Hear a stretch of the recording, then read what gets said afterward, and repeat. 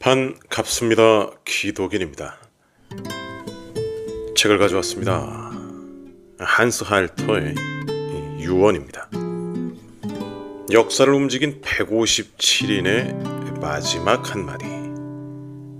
이런 유명인들이 죽기 전에 어떤 말을 남기고 죽었는지 그 내용들을 모아놓은 책입니다. 누구나 삶의 마지막을 맞게 될 것이고요. 마지막 말들을 남기게 될 텐데요. 과연 어떤 말들을 남기고 이 세상을 떴을지 궁금하시죠? 제가 이 책을 산지는 꽤 됐는데 사서에 이제 궁금한 부분만 몇 부분 그냥 찾아보고 꽂아놨던 그런 책입니다. 그런데 최근에 함께 공부하는 학생하고 이 책을 좀 여기저기 같이 훑어보다가 전혀 예상치 못한 데서 제가 갑자기 울컥하는 상황이 발생해가지고 학생 앞에서 하마터면 울 뻔했기 때문에 제가 가까스로 참고 넘겼던 그런 일이 최근에 있었기 때문에 요 책 한번 보는 거 괜찮겠다. 그리고 제가 어디서 울컥했는지 그 부분도 한번 얘기해 보면 좋겠다는 생각이 들어서 이 책을 가져왔습니다. 자, 어떤 인물들이 나와 있는지.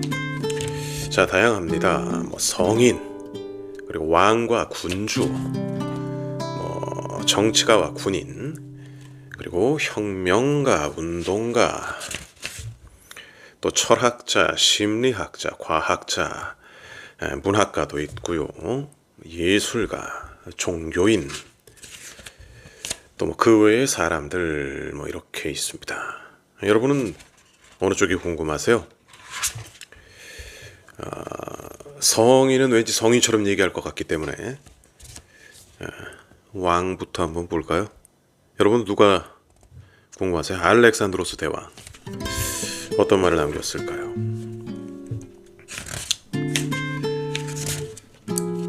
아이고,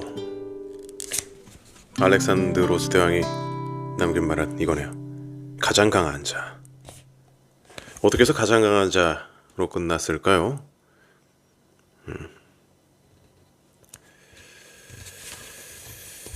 자, 그리스의 장군이자 군주였던 알렉산드로스 대왕은 죽음은 물론이고 악마도 두려워하지 않았다.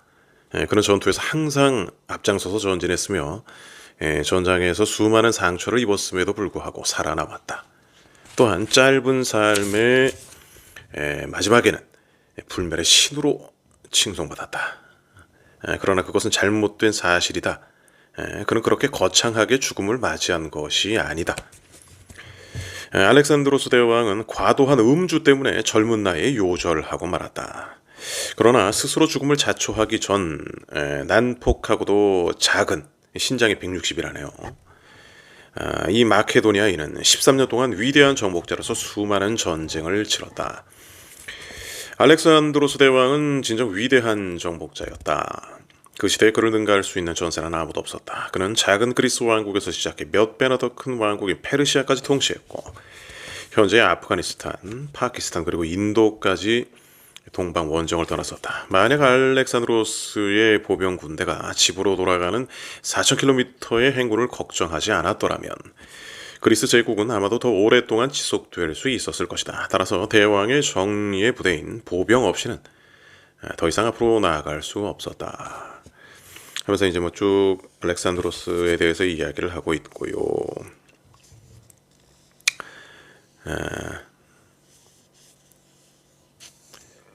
대왕의 연전연승에도 불구하고 고국인 북그리스의 펠라에서는 심각한 일들이 연이어 일어나고 있었다. 알렉산드로스의 아버지 필리포스 2세가 살해당하고 어머니는 돌에 맞아 죽었으며 새어머니는 자살하기 전에 뜨거운 녹두에 지져지는 고문을 당했던 것이다. 그리하여 이 젊은 전쟁 영웅은 포도주를 통하여 모든 것을 잊어버리려 했다. 영광스럽기만 하지 않지요. 술로 해결책을 찾으려 했던 것도 그리 놀라운 일은 아니다. 그가 하루에 마시던 포도주의 양은 평균 4리터였다. 간혹 연회가 벌어지면 그럼 완전히 취할 때까지, 즉 혼수 상태가 될 때까지 마셨다. 어느 날 바빌론의 한 항구 도시에서 이 위대한 정복자는 한 자리에서 5리터의 붉은 포도주를 한 번에 마셔버렸다. 그리고는 그 자리에 쓰러진 뒤 10일 동안 일어나지 못하다가 결국 죽음을 맞고 말았다. 그는 아마도 심한 췌장염에 시달렸을 것이다. 손상된 간도 간경변증으로 그 기능이 원활하지 않았을 것으로 추정된다. 알렉산드로스가 쓰러지자 그에게는 대를 이어 통치할 수 있는 직계 후손도 없었다. 상심한 추종자들은 마지막으로 정신이 돌아온 알렉산드로스 대왕에게 후계자에 대해 묻고 그는 이렇게 대답했다 하고 남긴 말이 가장 강한 자네요. 그러나 안타깝게도 그의 유언은 이루어지지 못했다. 왜냐하면 5명의 장군들이 알렉산드로스가 정복한 제국을 분할했기 때문이다. 와, 이 전설의 대왕. 그러나 그 마지막은 우울하네요. 가장 강한 자가 후계자가 됐으면 좋겠다. 그러나 그거마저도 이루어지지가 않았습니다. 옆에 또 네로가 있네요. 그 유명한 네로 황제, 폭군의 대명사. 17세의 나이에 근위병과 원로원의 도움으로 권력이 오른 네로 황제는 그 후 자신의 형제와 부인, 심지어 어머니까지 살해했다. 기독교인들에 대한 박해도 대단했다. 그러나 널리 알려진 것처럼 그가 로마의 화재를 일으켰는지는 정확히 증명되지 않고 있다. 네로는 자신을 예술가이자 연기자, 때로는 건축가, 때로는 운동선수로 생각했지만 방탕한 생활은 끝이 없었다.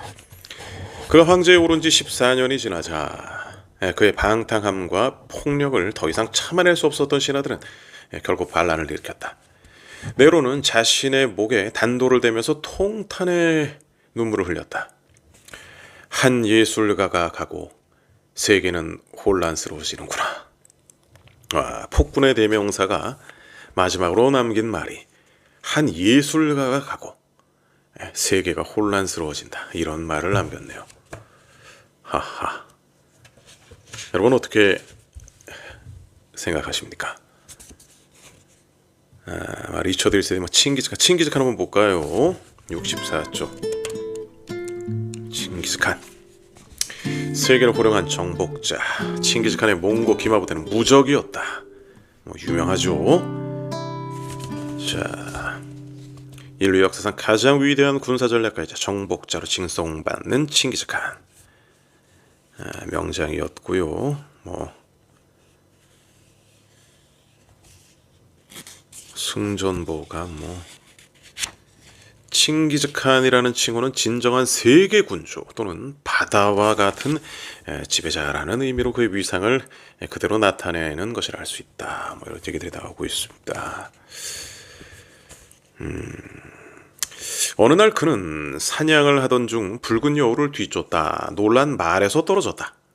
65세의 그의 노쇠한 몸은 내부 장기로 그 충격이 전해지면서 결국 자리에서 일어날 수 없게 됐다. 그가 총애하던 부인인 예수인은 이전부터 언젠가는 이런 사고가 일어날 것을 우려하고 있었다. 물론 그녀는 죽음을 눈앞에 두고 있는 칸을 인류 역사상 가장 위대한 업적을 남긴 인간으로 기억했다. 자신이 벌인 전쟁으로 300에서 500만 명의 인간을 죽음으로 몰고 간 칭기즈칸은 그 거친 생애와는 대조적으로 매우 부드럽고 평온하게 마지막 순간을 맞았다. 전해지는 그의 마지막 말은 다음과 같다. 죽음이 도대체 무엇인지 알 수 없을 정도로 충분히 잠을 잤구나. 그 후 칭기즈칸은 하늘로 승천했다. 대초원 어딘가에 숨겨져 있는 그의 무덤은 끝없는 연구와 탐사에도 불구하고 오늘날까지도 그 위치가 밝혀지지 않고 있다. 모든 말들의 주인인 그는 무덤의 흔적을 영원히 감추기 위하여 수천 명의 기수들로 하여금 자신의 무덤 위를 활보하게 했다. 죽음이 도대체 무엇인지 알 수 없을 정도로 충분히 잠을 잤구나. 이게 마지막 말이에요. 평온하게 뭔가 전쟁터에서 죽음을 맞이하는 게 아닌 이런 최후를 맞이했군요. 왕. 자살을 선택한 사람들도 있네요.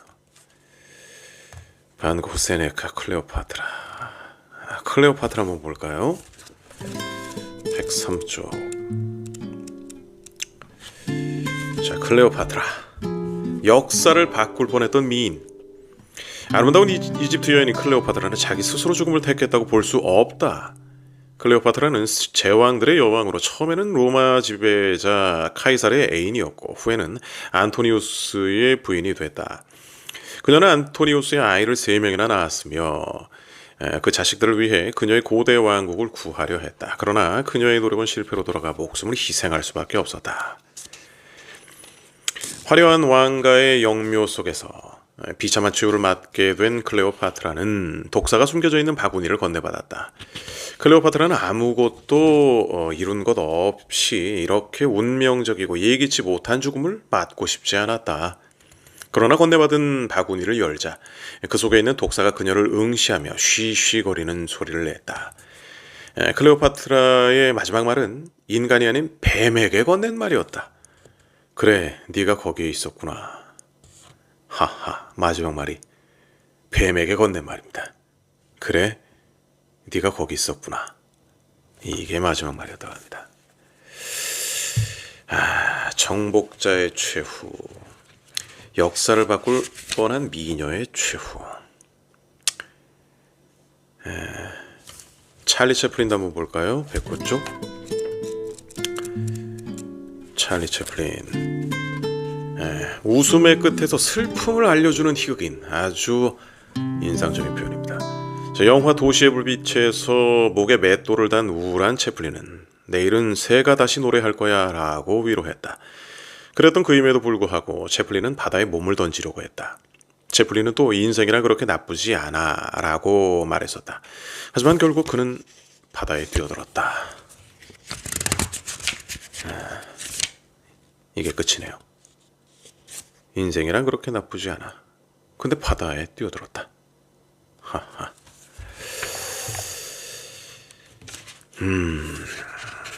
정치가 군인. 여러분 누가 궁금하신가요? 레닌? 레닌 한번 볼까요?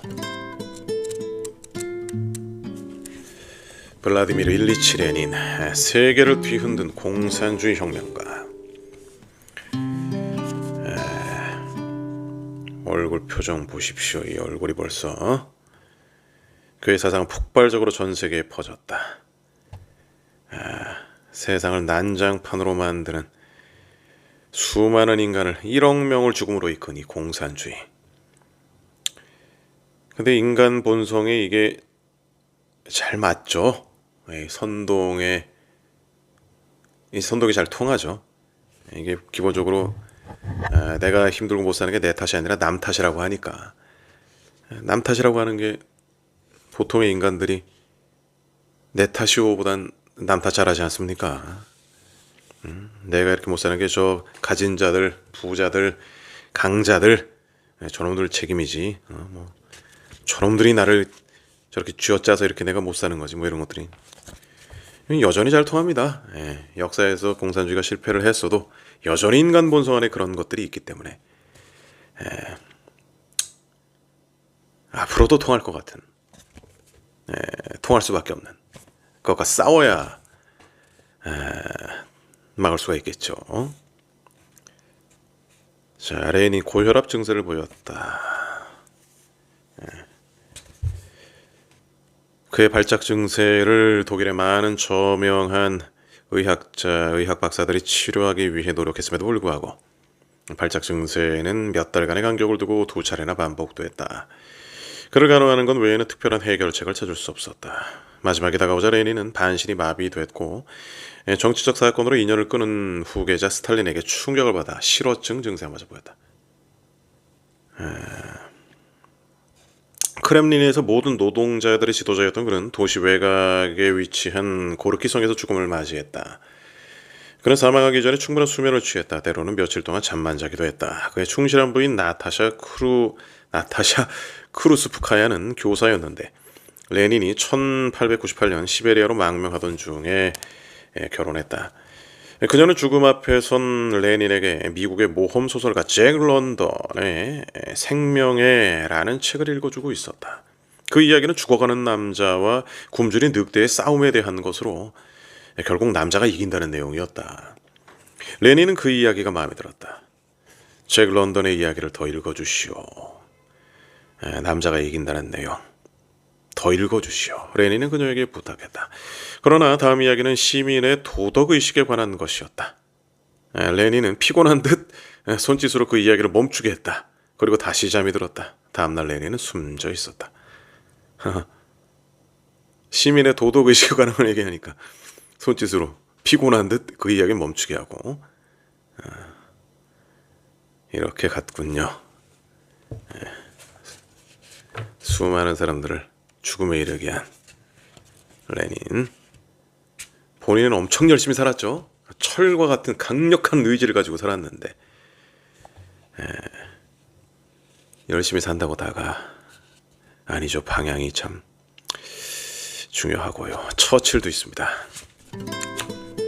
처칠. 격동의 시대를 이끈 대정치인. 처칠은 지난 세기 영국의 가장 위대한 수상이었다. 노벨 문학상을 수상한 작가이자 역사가, 전쟁을 지휘한 사령관, 화가임과 동시에 원할 때는 재치 있는 익살꾼이기도 했다. 이런 그의 다방면적인 재능은 처칠을 대중들에게 인상 깊고 신뢰를 주는 연설가로 만들어 주었으며 제2차 세계대전에서 독일의 히틀러에 맞서는 성공적인 대항자로 인정받게 해주었다. 처칠은 자신의 마지막 순간에 대해서 냉정하고 풍자적인 태도를 보였다. 처칠은 이미 1949년에 난 나의 창조자를 만날 준비가 되어 있다. 하지만 신이 나를 만날 준비가 되어 있는지는 또 다른 문제이다. 라고 말했다. 그의 말처럼 신은 그에게 많은 시간을 하사했다. 거의 60년 이상을 영국 하원의 의원으로 보낸 처칠은 인생의 말년 동안 가벼운 발작 증세를 자주 보였다. 노년에 그는 공작의 지위를 계승하기를 거절하고 정원 의자에 앉아 한가롭게 보냈다. 그러나 그러한 한가함은 격렬한 삶을 보낸 처칠에게 어떠한 즐거움도 주지 못했다. 죽음을 앞두고 그가 남긴 마지막 말은 그가 보낸 삶과 완전히 딴판이었다. 모든 것이 지루하구나. 그렇군요. 폭풍 같은 삶을 살던 사람에게 이런 한가한 말년은 모든 것이 지루할 뿐이었네요. 처형대 위에서 목숨을 잃은 사람들, 마리 앙투아네트 떠오르죠. 170조.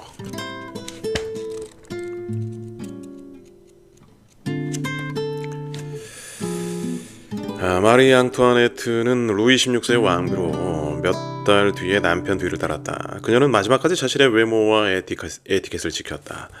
오스트리아 여황제 마리아 테레지아의 딸이었던 그녀는 형장에 들어서자 우아하게 말했다. 미안해요. 그런 일이 벌어진 것은 고의가 아니었어요. 굉장히 인상적인데요. 형장에서 우아하게 말했다. 마지막까지 자신의 외모와 에티켓을 지켰다.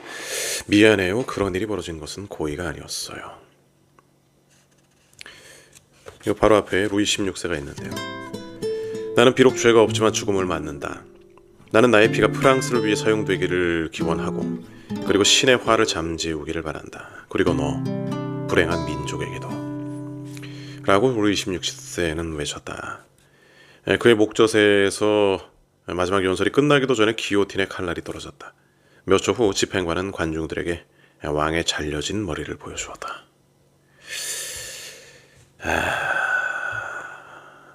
그렇습니다. 루이 16세의 마지막.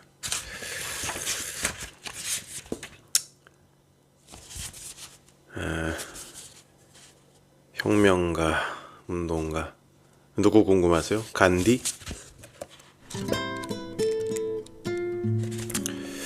위대한 영혼의 소유자, 무력반대의 평화주의자. 50년 이상을 사람들을 위해 전도하고 그들을 위해 살았다. 자유를 위해 싸우다 여러 차례 투옥됐다. 자, 그는 500명이 모인 예배 장소에서 기도를 시작하려던 순간 그에게서 60km 떨어져 있던 괴한에게 세 발의 총탄 세례를 받았다. 작지만 굉장한 영향력을 행사하는 위인이었던 그의 마지막 말은 짧았다. 그러나 그의 삶을 증명하는 모든 것이었다. 오 신이시여, 오 신이시여, 이렇게 마지막을 맞았군요.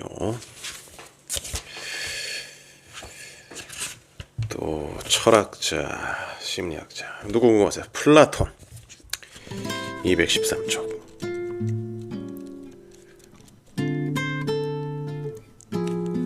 자, 플라톤 아카데미를 창설한 철학자. 플라톤 설명이 필요 없는 엄청난 철학자죠. 자, 기네요 좀. 스승 소크라테스의 잔혹한 체후를 목격한 플라톤은 고향의 통치 체제에 대해서 언급하는 데 신중한 태도를 취했다. 그 덕택에 플라톤은 80세까지 살았으며 어느 결혼식 축제에 참석한 뒤 평온하게 눈을 감았다. 매우 침착하게 그는 자신의 죽음을 예견하고 있었다. 어느 누구도 죽음이 무엇인지 모른다. 죽음이 인간에게 있어 그 어떠한 것보다 위대한 것이 아닌지 또한 알 수 없다. 하지만 인간은 죽음이 가장 거대한 죄악이라는 것을 잘 알고 있는 것처럼 죽음을 두려워한다.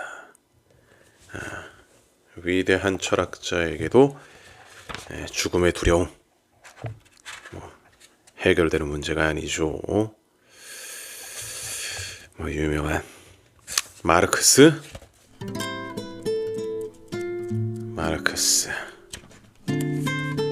100년 뒤에 실패한 공산주의 창시자. 100년 뒤에 실패한. 자, 마지막으로 무슨 말을 남겼을까요? 그는 세계 마지막 몇 해 동안 간과 폐 그리고 뇌에 문제가 생겨 고통을 받았다. 그 사이에 부인이 사망했으며 사랑하던 딸마저 잃었다. 런던에서 망명생활을 하던 그에게 남은 건 뚜렷한 의사 전달 능력뿐이었다. 헤어날 수 없는 빈곤과 무리한 지필, 반복되는 시련으로 인해 그의 몸은 갈수록 쇠약해졌다. 마르크스는 따뜻한 햇살이 넘치는 북아프리카에서 어느 날 친구 엥겔스에게 그리스 철학자 에피쿠로스의 말을 인용했다. 죽어가는 이에게 죽음이란 불행이 아니다. 그것은 살아남은 이에 대한 불행인 것이다. 그 당시에는 유명인의 말을 인용하여 유언을 남기는 것이 유행이었다. 마르크스는 피곤한 듯 등받이 의자에 몸을 기댔다. 그리고 신뢰하는 친구 엥겔스에게 마지막 말을 남겼다. 19세기와 20세기를 뒤흔든 사상가의 유언치고는 특별한 의미가 없는 유언이었다. 유언이란 살아서 할 말이 별로 없었던 좀 바보 같은 사람들을 위한 것 같네. 아하, 그런가요? 좀 바보 같은 사람을, 살아서 할 말이 별로 없었던 바보 같은 사람을 위한 것이 유언이다. 자, 궁금한 사람들이 많습니다. 다 볼 수는 없으니까.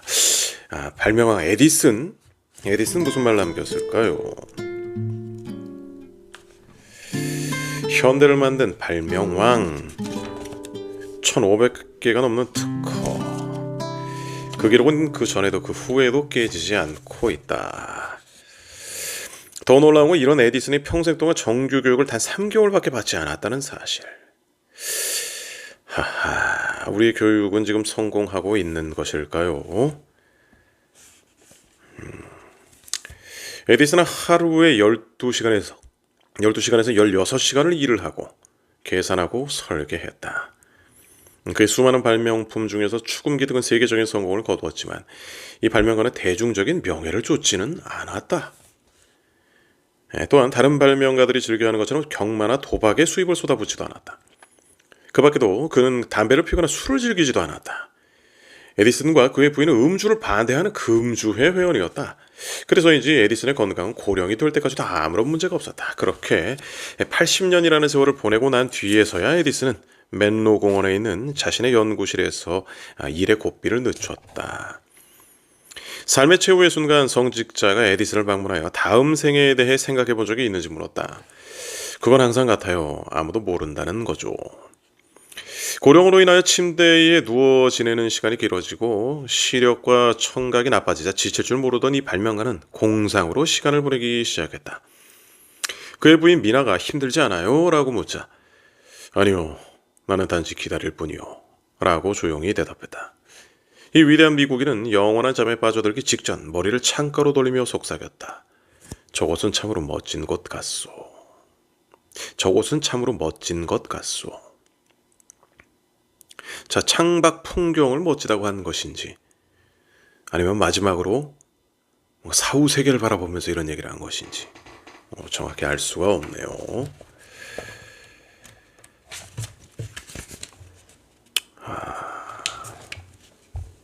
문학가는 누가 궁금하십니까? 괴테? 괴테 뭐라 그랬을까요? 독일 문학의 아버지. 괴테는 부드러운 죽음을 맞아 느낄 수 없을 정도로 평안하게 침묵의 저 세상으로 인도되기를 소원했다. 또한 그는 의사들이 선고하는 죽음은 원하지 않았으며 반면 내가 죽어야 한다면 나는 내 방식대로 죽기를 원한다라고 말했다. 이 작가가 첫 번째 심장 발작을 일으켰을 때는 1823년이었다. 두 번째 발작.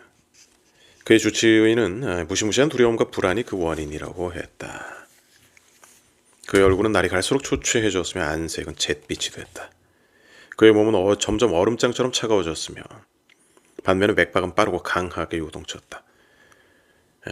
이렇게 고통스러운 시기에 평생 동안 자신의 가장 좋은 친구라고 생각했던 술조차도 죽어가는 괴테에게 어떠한 도움도 되지 못했다. 괴테는 그의 생애 동안 매일 2리터의 와인을 마셨고 그것이 그를 행복하게 하는 적당량이었다. 아까 그 알렉산드로스 대왕이 4리터였던가요? 괴테는 2리터.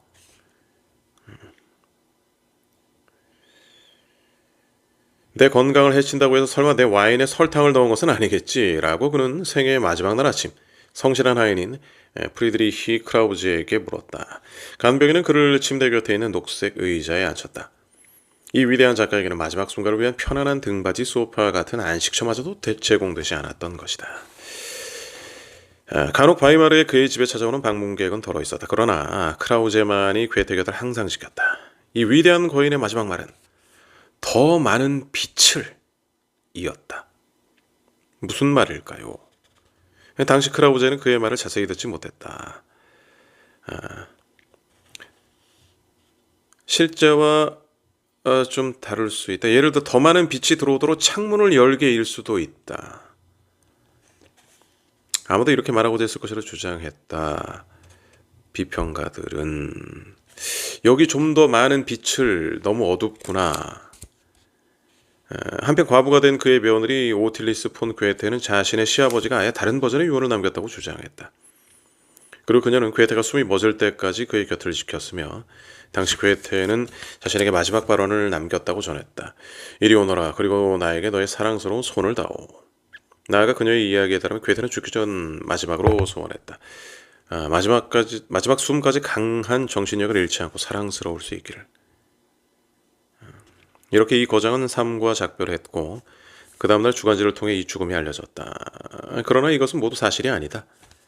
괴테의 하인인 프리드리히 크라우제는 괴테의 죽음 후 알아보기 힘든 필체로 실제로 그날 어떤 일이 있었는지를 기록해 놨다. 그러나 이 사실은 1928년까지 거의 100년 동안 숨겨져 왔다.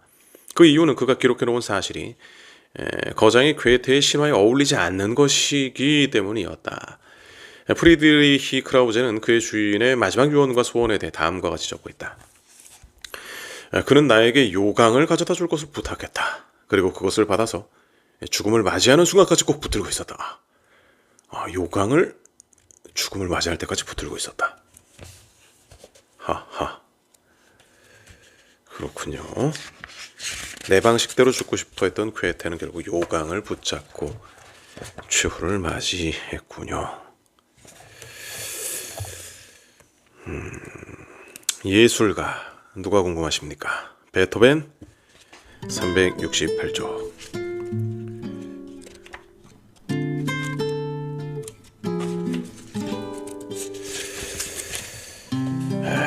베토벤, 고통을 이겨낸 대음악가, 청각을 잃어버린 음악가. 항상 이 얼굴 유명하죠. 강렬한 이글이글 타오르는 듯한 베토벤. 베토벤은 그에게 내려진 가혹한 운명 때문에 미혼으로 살 수밖에 없었다. 그는 탐닉을 절제하고 하루하루를 자신의 핸디캡으로부터 음악적 재능을 보호하는 데 혼신의 힘을 다했다. 그렇기 때문에 베토벤은 삶의 마지막 해까지 창의적인 작곡 활동을 할 수 있었던 것이다. 그렇군요. 이 시기에 또 다른 질병들이 이 귀머거리가 된 베토벤을 괴롭혔다. 전립선 확장으로 인하여 방광에 통증이 생겼고 간이 손상되었으며 무엇보다도 호흡곤란과 심장병이 그를 고통스럽게 했다. 의사들은 그의 상태를 수종으로 진단 내렸다. 임종성사를 치르기 위해 성직자를 부르려 하자 베토벤은 그의 곁을 지키고 있던 두 친구들에게 말했다. 친구들이여, 박수치게. 드디어 이 희극이 막을 내리지 않나. 굉장히 예술가 같이. 이는 고대 로마 시대 연극이 끝날 때 사용되던 전형적인 마지막 대사였다. 그 다음날 을씨년스러운 날씨에도 불구하고 리데스하이머의 포도주 도매상이 2병의 포도주를 보내왔다. 그 당시 사람들은 포도주가 수종과 손상된 간을 회복시킨다고 믿었기 때문이었다. 포도주를 본 베토벤은 나지기 말했다. 위대한 음악가의 마지막 말이었다. 이런 너무 늦었어. 내 몸에 좋은 게 이제 왔네. 너무 늦었어. 이게 음악의 성인이라고 불리는 베토벤의 마지막 말이었습니다. 이런 것도 있어요. 조종사가 남긴 마지막 한마디. 조종사, 비행기 조종사. 어떤 말을 남기고 세상을 떴을까요? 블랙박스에 기록된 조종사들의 최후의 말. 기장, 비행기가 상승하지 않네. 어떻게 해야 할까? 그럼 수평으로 운행하시죠. 레버가 움직여야 할 텐데. 움직이란 말이야. 움직이라고. 멈춰야 할 것 같아요. 움직이란 말이야. 속도를 줄이지 마. 속도를 줄이면 안 돼. 알았습니다. 조절판 열었습니다. 닫지 마. 제발 닫지 마. 기장님, 바람을 거스르 운행해야 할 것 같은데요. 그때 바닥과 점점 가까워지고 있다는 경고 시스템이 발동되었다. 올라가라고. 올라가. 높이 끌어당겨 보세요. 비행기 밖에 바다 위로는 칠흑같이 어두운 밤이 깔려 있었다. 도대체 뭐가 문제인 거야? 뭐가 문제냐고요? 우리가 이렇게 해보는 것이. 그 후 비행기는 추락하여 바다와 정면으로 충돌했다. 비행기에 탑승하고 있던 승객들은 대부분 독일인으로 13명의 승무원을 포함해 총 176명의 사람들이 즉사. 모든 계기들이 오작동을 일으킨 것으로 판명됐다.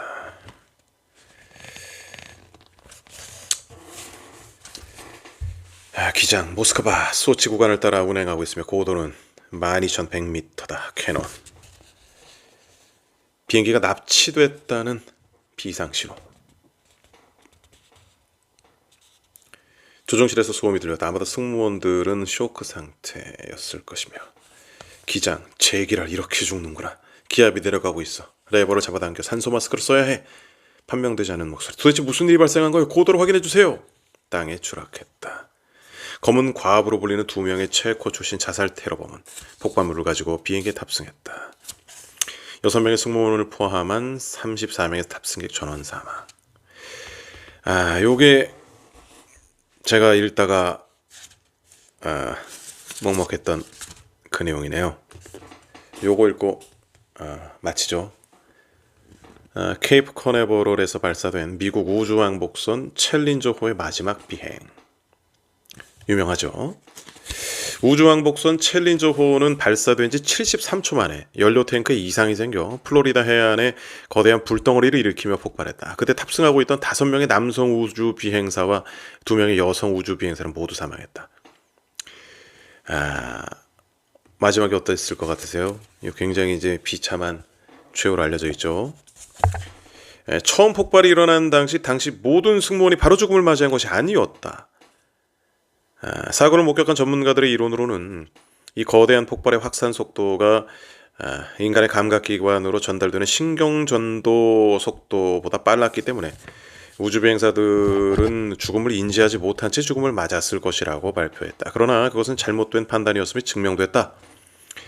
7명의 모든 비행사들은 폭발에서 살아남았고 우주왕복선의 조종실에서 바다로 탈출하려 했다. 챌린저호의 리더는 프란시스 스코비와 조종사 마이클 스미스였다. 그 외에 페이로드를 담당하는 크리스타 맥앤리프를 포함한 나머지 5명은 나사의 전문가들이었다. 죽어가는 이들의 마지막 말들은 정확한 식별이 불가능했기 때문에 단순히 남자들과 여자들의 말로 구분됐고 그렇게 발표됐다. 출발 후 58초. 출력을 높입니다. 라저. 여러분 이것 나는 것 좀 보세요. 야호 35,000피트 마하 1.5 1분 13초. 이런. 여기서부터 기록이 훼손돼. 무슨 일이 생긴 거야? 신이시여 안돼. 어머나 신이시여 너무 뜨거워. 흐느껴 우는 소리. 더 이상 버틸 수 없을 것 같다. 제발 그 상황이 말하지 마세요. 신이시여 지금 눌러요. 아주 아비규환입니다. 이렇게 죽게 내버려 두지 말아요. 지금 여기서는 아니라고요. 당신 팔이 안 돼요. 정신이 혼미해져요. 아직 우리가 죽은 건 아니오. 단 하나의 기적이 나타나기를 빌 수 있다면 비명. 그녀가 젠장. 숨을 쉴 수가 없어요. 예수님 안 돼요. 그녀가 의식을 잃었어요. 어쩌면 행복한 건지도 몰라. 세상에 무리로군. 우리는 죽었어. 비명. 모두 안녕. 흐느낀다. 사랑해요. 안전벨트를 매라고. 물이 비상착륙 역할을 할 수 있을지도 몰라요. 비상착륙을 준비해. 불가능해. 난 우리 아버지시여. 그쪽 당신들은 어때요? 당신은 나의 목자시며 나에게 아무것도 부족한 것이 없습니다. 그가 나를 푸른 초원으로 인도하시고 그리고 내가 어두운 계곡에서 길을 잃어버리더라도 두려울 것이 없습니다. 나는 주의 집에 거하게 될 것입니다. 그 후 정적이 흘렀다. 캡슐은 400km 속도로 바다와 충돌했다. 그로부터 6주 후 사망자들의 유골이 발견됐다. 이 부분이었습니다. 마지막이 이거였어요. 당신은 나의 목자시며 나에게 아무것도 부족한 것이 없습니다. 그가 나를 푸른 초원으로 인도하시고 그리고 내가 어두운 계곡에서 길을 잃어버리더라도 두려울 것이 없습니다. 나는 주의 집에 거하게 될 것입니다. 여러분들은 어떤 마지막 말을 남길 것 같으신가요? 아주 여러 인물들의 마지막을 모아놓은 인상이 깊을 수밖에 없는 그런 책입니다. 한스 할터의 유언이었습니다.